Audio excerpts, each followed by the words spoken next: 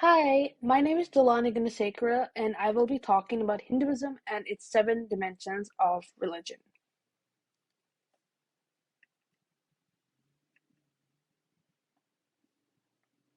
First of all, let me talk about the Hinduism basics. Like, what is Hinduism? So, Hinduism is an Indian phenomenon that characterizes itself of beliefs in the Dharma and moksha, which is liberation. It is essentially considered a way of life where it contains its own beliefs and philosophies. What do they believe in? They believe in karma, which is where one action can either benefit them or have that person pay the consequences. And dharma allows their followers to regain salvation from this world.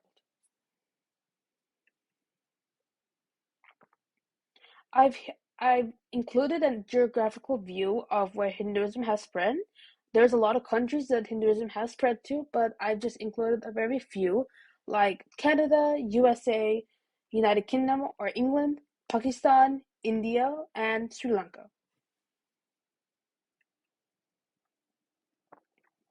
And now let's get into the seven dimensions of religion of Hinduism.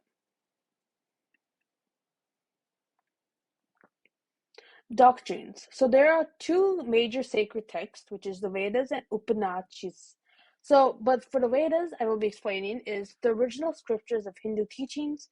There are four Vedas, which is the Rig Veda, which is royal knowledge, Sama Veda, knowledge of chants, Yajur Veda, knowledge of sacrificial rituals, Atharva Veda, which is knowledge of incarnations.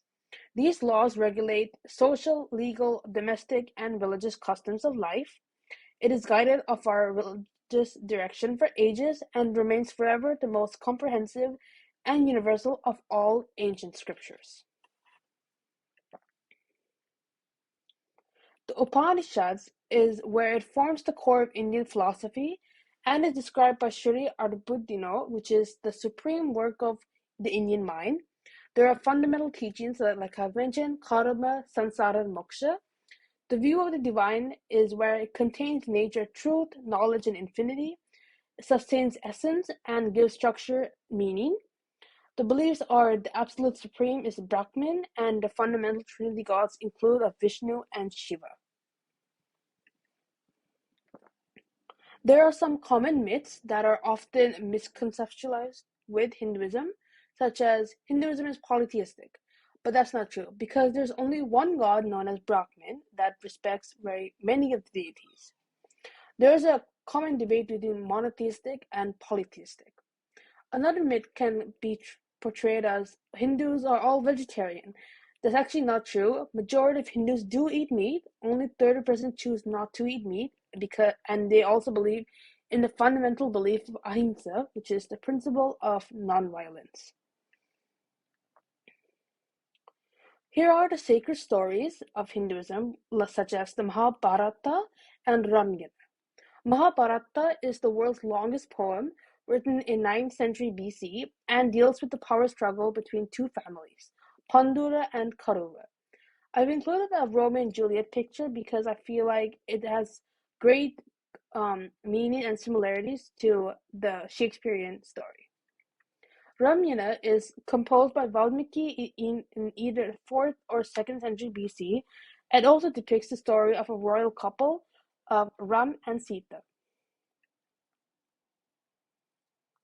For ethics, there are the basic tenets of Hinduism, which is the Dharma, ethics and duties, Sansara, rebirth, Karma, which is right action, Moksha, which is liberation from Samsara. So let me explain these all in more detail. Dharma is carrying out all the assigned individualistic duties and believing in what is right to attain salvation from this world. Samsara is representing the cycle of rebirth, chainless end of births that can also result in good and bad karma. Karma is the actions from past lives that can consecrate current lives and is mainly connected to rebirth and reincarnation. These souls must travel through various realms before liberation.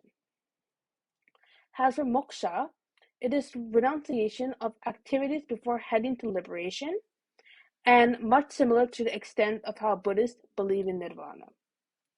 And yeah. Moving on. For the material, I would say there's a very famous Hindu temple in Chino Hills located by the 71 freeway. I've honestly been there and it's honestly just very magnificent, honestly. That temple is very huge, and many Hindus respect the many deities that are broadly expanded from the Hindu religion. The most prominent are Ganesh, Shiva, and Vishnu, and etc. Around these mandiras are flower necklaces and fruits all around, and there are many statues can be placed inside the temples to remind their significance of their religions. The ritual that they perform is, for example, in different occasions, like Jatar Karma, which is birth ceremony, Upanayaka is initiation, Vivava is marriage, and Antyeshti is funeral rites. So Jata Karma is where the baby is chosen as their name in Namakar Sanskar. Hindu girls have their ears pierced, and girls and boys have their first hair cut at a very young age. Upanaya is the presence of a guru, where young people shave their head and renunciate, and they are given 7 threads representing all important qualities. Vivava is they practice their ceremony around a sacred fire and chant Sanskrit texts, and the couple takes 7 steps unifying their bond.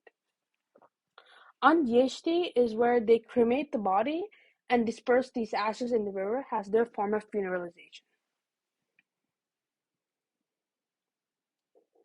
As for the experimental side, in a believer's POV, there are a lot of films that I watched and the exhibits that how Hinduism receptively responds. This young girl, as shown in the film, pays homage to their small shrine in the house with daily prayers. The family sometimes attends the temple to attain occasions and participates in rituals. The deities are placed as worship with mudras and are respected by the lay people. All Hindus believe in moksha and dharma. Moksha represents a liberation from samsara, and dharma is illuminated as an umbrella that encloses the major beliefs. They respect cows a great deal because they believe she represents the goddess Aditi. And like I mentioned about Hindus being vegetarian and the common myths. For the social aspect, there's symbolism that is very quite practiced among Hinduism is that when greeting one another, Hindus place their palms together and say Namaste. There's a bindi that they wear upon in huge gatherings or just casual gatherings. It was once said that it would technically represent the marriage, but now it's used as a lot of different activities. And women, including children, often are seen having small drawings on their hands and wrists, for example, henna. And for the caste system, individuals were born as the caste of their parents. The caste basically represent the society and status in society and future factors that generally control his or her life. And untouchables were designated as servants to perform the hard and tedious tasks. And now for the extra factual information. So we all know moksha is representation liberation, karma is the results in good and bad actions, and people will have paid its consequences, and artha is mainly where an individual may be swayed between pleasure and desire, but in the end, they maintain a pure well-being. That's the ultimate goal for all Hindus.